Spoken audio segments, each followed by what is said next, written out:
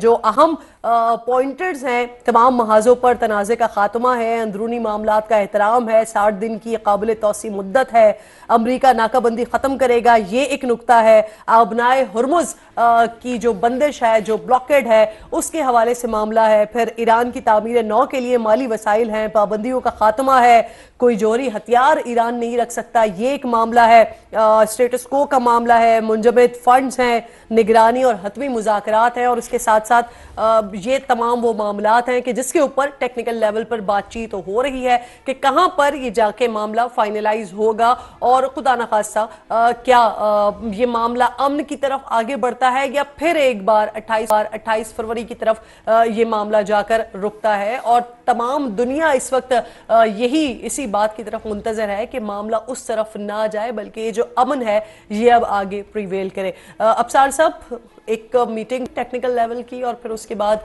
दोनों जो डेलीगेशंस हैं वो अपने अपने कमरों में चले गए हैं। यकीनन ये पेचीदा मामलात हैं और पेचीदगियां भी इसमें काफ़ी ज़्यादा हैं। आपको क्या लग रहा है कि अभी ये मामलात बढ़ेंगे आगे, बातचीत होती रहेगी? जी बिल्कुल, बातचीत होती रहेगी। 60 दिन का टाइम दिया गया है, तो इसीलिए है कि ये 1-2 दिन में होने वाला काम नहीं है। तो 60 दिन इसीलिए दिए गए हैं और 60 दिन में भी ज़रूरी नहीं है चीज़ें ये सारी सेटल हो जाएं। लेकिन मैंने आपको बताया कि सबसे पहला जो इसमें एक ही ऑब्जेक्टिव है सारी मीटिंग का कि जो MOU हुआ है उस पर अमल दरामद करवाया जाए। दूसरी बात यह है कि उसमें अमल दरामद तब शुरू होगा, उस पर बातचीत तब शुरू होगी जब लेबनान के साथ जंगबंदी हो जाएगी। वैसे कल एक डेट अनाउंस हुई है, तो पहले से अनाउंस हुई है, मंडे से लेबनान और इसराइल के दरमियान जंगबंदी होनी है।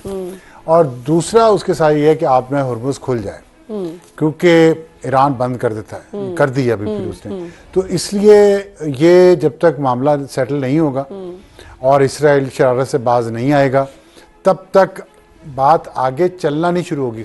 कंक्लूड होने में तो टाइम लगेगा, अभी आगे चलना शुरू नहीं होगी जब तक कि इसराइल अपनी शरारत से बाज नहीं आता। और इसराइल ने शरारत से बाज आना नहीं है, मैं आपको बता दूं। सर वैसे इस पे अगर आपका जी अमेरिका के डोनाल्ड ट्रंप, अमरीकी सदर, उन्होंने फॉक्स न्यूज को भी इंटरव्यू दिया है और उसमें कह रहे हैं कि अगर जरूरत पड़ी तो हम अबनाए हुर्मुज़ का कंट्रोल संभाल सकते हैं।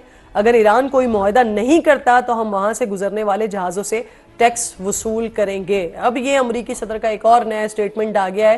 ये टैक्स वाला वो मामला था जो ईरान चाह रहा था कि हम जो है वो टोल यहां पर लें और इस पर मामला अटका हुआ था। लेकिन अब डोनाल्ड ट्रंप ये फॉक्स न्यूज को इंटरव्यू देते हुए कह रहे हैं कि अगर कोई मुआहदा ईरान नहीं करता तो हम वहां से गुजरने वाले जहाजों से टैक्स वसूल करेंगे। सर देखिए, ये रिटोरिक है, मैंने अभी हम पहले इस पे बात कर चुके हैं कि ये करते रहेंगे वो, और उसके बाद फिर ईरान भी लेना शुरू कर देगा। तो बात ये कि it's no win situation this way. और उसमें मसला क्या है, इसराइल के हमले लेबनान पे, वो बंद अगर अमेरिका करवा सका तो peace will have a chance. अब जमील साहब, बहुत शुक्रिया एक बार फिर ज्वाइन किया आपने।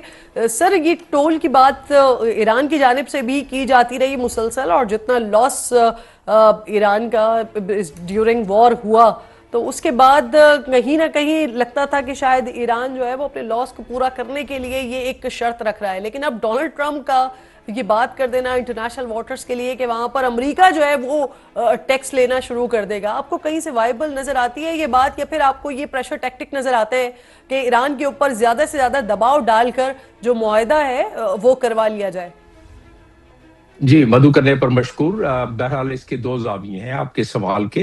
पहला जाविया तो ये है कि अगर डोनाल्ड ट्रंप कर सकते थे, अपने हुर्मुज़ पे कब्जा कर सकते थे, कोशिश तो की उन्होंने।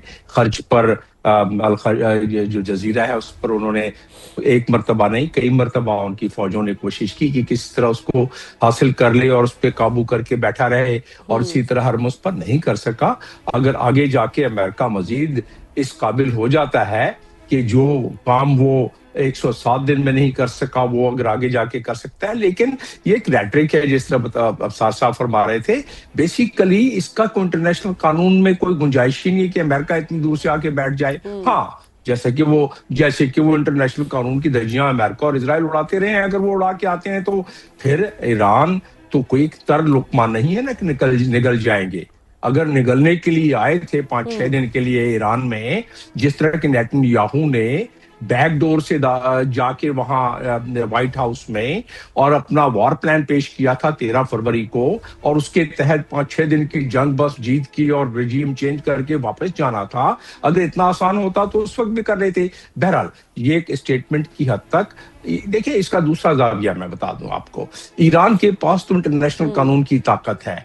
ईरान का जो ये उसने अपना एमओयू में आर्टिकल 5 रखवाया है, यानी नुक्ता नंबर 5 रखवाया है, उसमें बड़े वाज़ेह तौर पर उसमें दिया हुआ है कि इनोसेंट वेसल्स को हम इजाजत देंगे जाने की। लेकिन उसी में ईरान ने और अमेरिका ने दस्तखत किए हैं कि ईरान आगे चल के यानी 60 दिन के अंदर ओमान से और अपने गल्फ कंट्रीज से कंसल्ट करके एक लाया अमल बना सकता है। और वो लाया अमल ईरान तो कहता रहा है कि हम इंटरनेशनल कानून के तहत अपना हुर्मुज़ की मैनेजमेंट संभालेंगे, और वो है United Nations laws of high seas. United Nations of laws of high seas के आर्टिकल 24 और बाकी भी उसमें है, जिसके तहत जो टेरिटोरियल, देखिए अमेरिका के टेरिटोरियल वाटर तो ये नहीं है, ये तो ईरान और ओमान का टेरिटोरियल वाटर है। तो कानून ये कहता है कि जिनकी पानी की गुजरगाह जहां से हो रही है टेरिटरी से, नाजरीन के लिए बताता चलूं कि 12 मील जो है वो हर मुल्क की टेरिटरी होती है, उसकी अपनी सॉवरन टेरिटरी होती है, तो उससे गुजर रहा है, तो उसको रेगुलेट करने के लिए article 24 of United Nations high seas मौजूद है, जिसका ईरान जिक्र करता रहा है पहले। तो वो उसके तहत इसी एमओयू में दिया हुआ है कि वो एक तरीकाकार, एक लाया अमल बनाएंगे, और इसीलिए तो आज महफिल सजी है वहां स्विट्जरलैंड में। और वो इसीलिए महफिल सजी है कि टेक्नोक्रेट्स, टेक्निकल टीमें बैठें और उसके जुजियात तय करें कि शिप कैसे जाएगा, क्या सर्विस चार्जेस होगी, ईरान क्या फ्रेमवर्क चाहता है, किस कानून के तहत चाहता है, ओमान उसमें कितनी रजामंदी देता है, वगैरह वगैरह। ये नोक पलक उसमें उसके ठीक किए जाएंगे, इसीलिए ये टेक्निकल टीमें बैठी हैं। तो डोनाल्ड ट्रंप की अगर आप बात करती हैं तो वो रेटरिक है बिल्कुल। अगर आप इस एमओयू की बात करती हैं और ईरान की इस हवाले से बात करती हैं, तो ईरान बिल्कुल इंटरनेशनल कानून के तहत नुक्ता नंबर 5 उसने रखवाया है, जिसकी कि वो अमलदारी करवाना चाहता है। नुक्ता नंबर 4 जो उसका है एमओयू का, उस पर तकरीबन अमल हो गया, क्योंकि नुक्ता नंबर 1 की खिलाफ वर्जी की है लेबनान में इसी एमओयू के तहत, लिहाजा ईरान ने भी दोबारा अपने हरमुस में चले गए हैं वो। लेकिन अगर बिल्कुल वो आप सही कह रहे हैं। ये नुक्ता नंबर 5 अपने नाजरीन की आसानी के लिए जरा बता भी देते हैं। इसके मुताबिक मुआहदे के इस हिस्से में कहा गया है कि मफाहमती याददाश्त पर दस्तखत के बाद ईरान अपनी भरपूर कोशिशों के साथ इंतजामात करेगा ताकि आबनाए हुर्मुज़ से तिजारती जहाज़ों की महफूज गुजरगाह यकीनी बनाई जा सके बगैर किसी फी के। ये इंपॉर्टेंट पॉइंट है इसका। अच्छा, हम क्योंकि यहाँ पर अमेरिका के हवाले से बात कर रहे हैं और आपने जिस तरह से कहा कि जो स्टेटमेंट्स आ रहे हैं,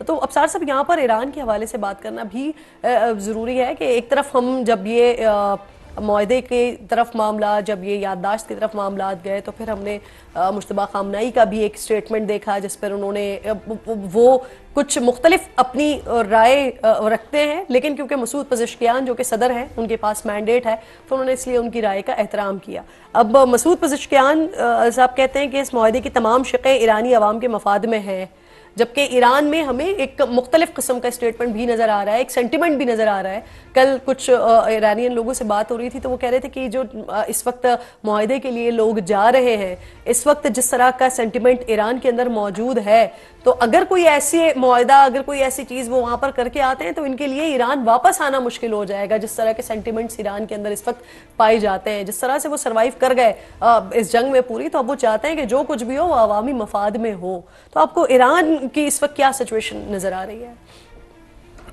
मुझे ईरान की सिचुएशन में काफ़ी क्लैरिटी है उनके जो अपने ऑब्जेक्टिव्स हैं, उन्होंने जितनी कुर्बानी दी है और जितना नुकसान उनका होना था वो हो चुका है, इससे ज़्यादा उनका क्या नुकसान कर सकते हैं।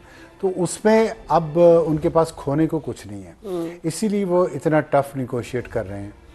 और लेकिन बाज़ लोगों का ख्याल है कि ये बड़ा अच्छा मौका है ईरान के पास कि वो अमेरिका के साथ ये मुआहदा इम्प्लीमेंट करके दो मकासद हासिल कर सकता है।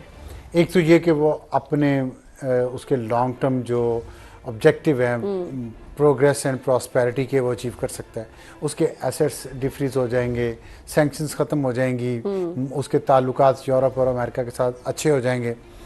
दूसरा फ़ायदा ये है कि अगर ईरान के ताल्लुकात अमेरिका से अच्छे होते हैं और उससे रीजन में पीस आता है तो इजराइल आइसोलेट हो जाएगा। और इसराइल का जो ताल्लुक है अमेरिका के साथ बहुत गहरा और ना टूटने वाला, वो कम अज कम उसमें जो क्रैक्स हम देख रहे हैं वो क्रैक्स डीपन हो सकते हैं। ये एक ऐसी समझदारी की गेम होगी जिसको मेरा ख्याल है कि ईरान को परसू करना चाहिए, और एक बहुत स्ट्रांग व्यू ये है और उसको ईरान को समझ है इस बात की। इसीलिए जो आपने स्टेटमेंट कोट की है आयतुल्लाह खामेनाई साहब की, उसकी वजह ये है कि जो लीडरशिप होती है वो सारे दरवाजे बंद नहीं करती, सारे अंडे एक टोकरी में नहीं रखती, नहीं रखनी चाहिए। कोई किसी भी मुल्क की जो समझदार लीडरशिप होगी वो इसी तरह करेगी। एक मतलब, लेकिन हमारे यहाँ कुछ मीडिया में या मीडिया को चलाने वाले लोग हैं जिनका दिमाग सही तरह काम नहीं करता,